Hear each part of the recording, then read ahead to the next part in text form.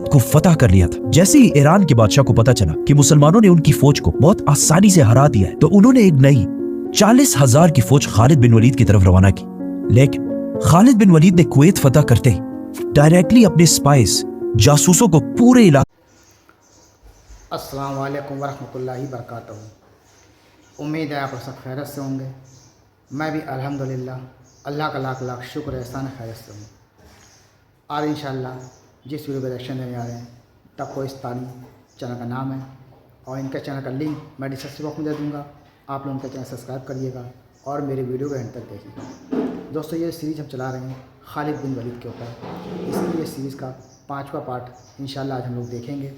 और जिसने भी ना देखा हो शुरू से तो मेरे चैनल में जाके देख सकता है, फर्स्ट सेकंड थर्ड फोर्थ, ये 5वां पार्ट। दोस्तों नबी पाक सल्लल्लाहु अलैहि वसल्लम के इस दुनिया से वफ़ात के बाद हज़रत अबू बकर सिद्दीक़ पहले खलीफा बने इस्लाम के, तो तमाम लोगों ने बगावत कर दी।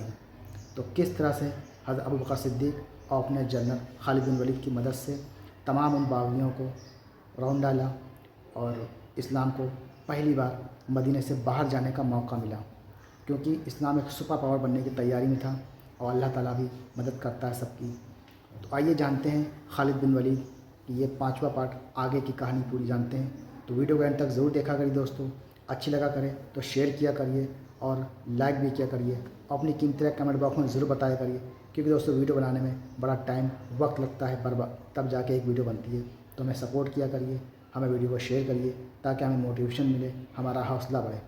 तो आइए खालिद बिन वलीद की ये पूरी सीरीज़ का 5वां पार्ट आज हम लोग इंशाल्लाह देखेंगे और उसके बाद फिर बात करते हैं। एक किताब की शक्ल में लिखने का हुक्म दिया। रसूलुल्लाह सल्लल्लाहु अलैहि वसल्लम के वफात के कुछ ही अरसे बाद ऑलमोस्ट पूरे अरब ने पहले खलीफा अबू बकर रज़ियल्लाहु अन्हु के खिलाफ बगावत का ऐलान कर दिया। लेकिन अबू बकर रज़ियल्लाहु अन्हु ने बहुत तेजी से इन सारी बगावतों को अपने जनरल खालिद बिन वलीद की लीडरशिप में क्रश कर दिया। नाउ एक बार फिर पूरा अरब मदीना की गवर्नमेंट के अंडर बिल्कुल यूनाइट हो चुका था। अब यहाँ से स्टोरी थोड़ी मुश्किल होने वाली है। इस्लाम सिर्फ अरब का नहीं बल्कि एक ग्लोबल रिलीजन बनने की तरफ जा रहा है और मुसलमान दुनिया की सबसे बड़ी सुपर पावर बनने वाले हैं। तो अबू बकर रज़ियल्लाहु अन्हु की सारी बगावतों को क्रश करने के बाद पूरा अरब अब उनके कंट्रोल में था। लेकिन अरब फिर भी एक डेजर्ट था और बहुत ही गरीब इलाका था, और पूरा अरब यूनाइट होने के बाद भी एक सुपर पावर नहीं बन सका। असल सुपर पावर अरब से बाहर रोमन और पर्शियन एम्पायर थी। ये दोनों एम्पायर्स दुनिया की बहुत बड़ी और बहुत पुरानी एम्पायर्स थी। इस्लाम के पहले दिनों से जब मुसलमान बहुत कमजोर थे, रसूलुल्लाह सल्लल्लाहु अलैहि वसल्लम बार बार उन सख्त हालात में भी फरमाते थे कि एक दिन हम रोमन और पर्शियन एम्पायर को फतह करेंगे, जिस पर मक्का के लोग इनका हमेशा बहुत मजाक उड़ाते थे। लेकिन अब सिर्फ कुछ ही साल बाद मदीना की रियासत इन दोनों सुपर पावर्स से टकराने वाली थी, और आप सल्लल्लाहु अलैहि वसल्लम की इस बात को पूरा करने के लिए अल्लाह ने पहले से प्लानिंग की हुई थी। मतलब जब मुसलमान हिजरत के बाद मदीना में आहिस्ता आहिस्ता सेटल हो रहे थे, उसी टाइम रोमन और पर्शियन एम्पायर आपस में बहुत सख्त लड़ाई चल रही थी, जिसे हम इस वीडियो में एक्सप्लेन कर चुके हैं। इन दोनों एम्पायर्स की आपस में इतनी सख्त लड़ाई हुई थी कि अब ये दोनों एम्पायर्स पहले जैसी स्ट्रांग नहीं रही थी और आपस में लड़ लड़ कर दोनों सुपर पावर्स बहुत कमजोर हो चुकी थी, जिसकी वजह से ये मुसलमानों के पास बेस्ट टाइम था कि इन दोनों सुपर पावर्स को वंस एंड फॉर ऑल खत्म कर दिया जाए, क्योंकि ये दोनों एम्पायर्स इस्लाम के लिए सबसे बड़ा खतरा थे। फॉर एग्जाम्पल रोमन एम्पायर की बादशाह हेराक्लियस, उन्होंने जंगी मुता और जंगी तबूक पे मुसलमानों को खत्म करने की कोशिश भी की, लेकिन फिर भी अबू बकर रज़ियल्लाहु अन्हु ने पहला हमला रोमन एम्पायर पर नहीं बल्कि पर्शियन एम्पायर पर किया। इससे कुछ साल पहले रसूलुल्लाह सल्लल्लाहु अलैहि वसल्लम ने दुनिया के सारे बादशाहों की तरफ लेटर्स भेजे थे और उन्हें इस्लाम की तरफ आने का हुक्म दिया, जिसका सबसे बुरा रिस्पॉन्स पर्शियन बादशाह खुसरो ने दिया था, और आप सल्लल्लाहु अलैहि वसल्लम के भेजे हुए लेटर को बहुत गुरूर के साथ फाड़ दिया था, जिसके बाद पर्शियन एम्पायर और मुसलमानों के दरमियान हमेशा एक कोल्ड वॉर चलती रहती थी और पर्शियन एम्पायर बार बार मुसलमानों की गवर्नमेंट को थ्रेट्स भी भेजती थी।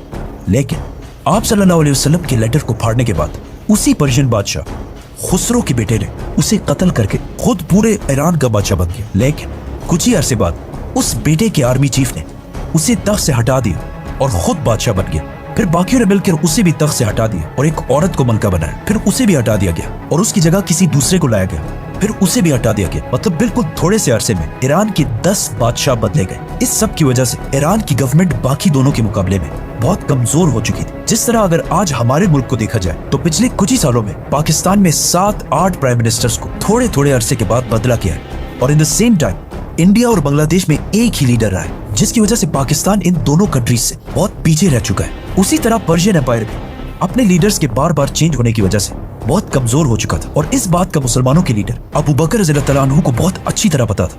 इसीलिए बगैर कोई टाइम वेस्ट किए उन्होंने दो बड़े फैसले किए कि पर्शियन एम्पायर पर हमला करने वाली फौज में सिर्फ और सिर्फ वो मुसलमान होंगे जो खुद इस जिहाद के लिए वॉलंटियर करें, और जो ना लड़ना चाहें वो ना लड़े।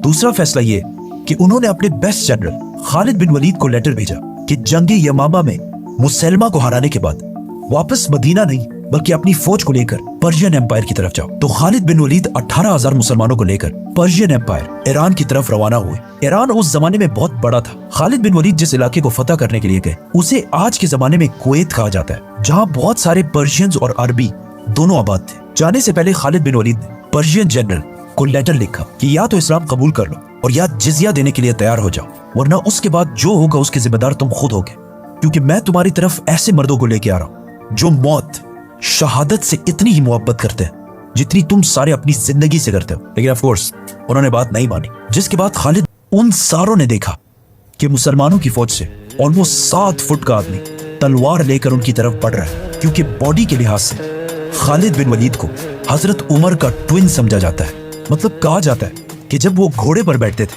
तो उनके पैर ऑलमोस्ट जमीन को टच कर रहे होते और हजारों लोगों के क्राउड में अपनी हाइट की वजह से आसानी से दिख जाते थे।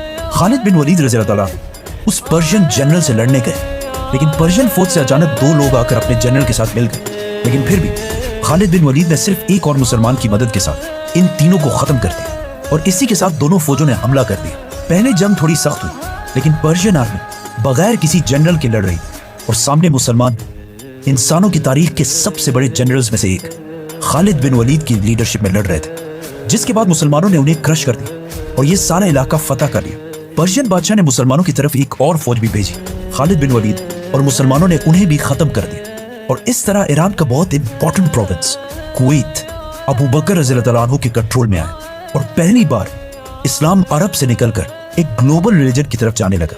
आज दुनिया में 2 बिलियन मुसलमान हैं, और कहा जाता है कि दुनिया में ऐसा एक सेकंड भी नहीं गुजरता कि कहीं ना कहीं दुनिया के किसी कोने में आजान ना दी जा रही हो। लेकिन आखिर इस्लाम इतना बड़ा रिलीजन बना कैसे, ये हम सब के लिए समझना बहुत इंपॉर्टेंट है।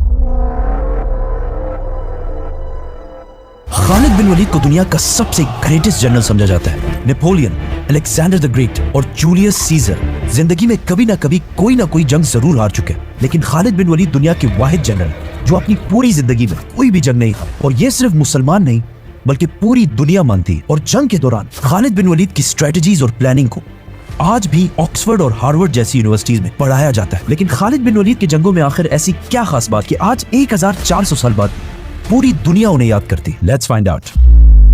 मुसलमानों के खलीफा अबू बकर रज़ियल्लाहु तआला अन्हु के हुक्म पर खालिद बिन वलीद ने द ग्रेट पर्शियन एम्पायर पर हमला कर दिया, और सिर्फ 18,000 मुसलमानों के साथ 40,000 की पर्शियन फौज को बहुत आसानी से क्रश कर दिया। इस जीत के बाद मुसलमान पहली दफा अरब से बाहर निकलकर एक ग्लोबल पावर बनने की तरफ जाने लगे, क्योंकि अब मुसलमानों ने अरब से बाहर पर्शियन एम्पायर के बहुत इंपॉर्टेंट प्रोविंस कुवैत को फतह कर लिया था। जैसे ही ईरान के बादशाह को पता चला कि मुसलमानों ने उनकी फौज को बहुत आसानी से हरा दिया है, तो उन्होंने एक नई 40,000 की फौज खालिद बिन वलीद की तरफ रवाना की। लेकिन खालिद बिन वलीद ने कुवैत फतह करते ही डायरेक्टली अपने स्पाइस जासूसों को पूरे इलाके। तो दोस्तों, ये था हमारा रिएक्शन खालिद बिन वलीद की सीरीज़ का ये 5वां पार्ट आज हमने कंप्लीट किया अल्हम्दुलिल्लाह, और उम्मीद है आप लोगों को अच्छा लगा होगा। अब इंशाल्लाह मैं चाहता हूँ 6ठा भाग में यानी कि 6 पार्ट में हम आपसे मुलाकात करेंगे दोस्तों। और खालिद बिन वलीद की ये सीरीज़ चल रही है दोस्तों, जिसने भी शुरू से न देखा हो तो मेरे चैनल में जाके शुरू से जाके आज तक की वीडियो देख सकता है। तो इंशाल्लाह मैं चाहता हूँ आपको वीडियो अच्छी लगी होगी दोस्तों। वीडियो अच्छी लगी हो तो इसको शेयर ज़रूर किया करिए, लाइक सब्सक्राइब किया करिए। तो मिलेंगे इंशाल्लाह आपसे नेक्स्ट वीडियो में, तब तक के लिए अस्सलाम वालेकुम व रहमतुल्लाहि व बरकातहू।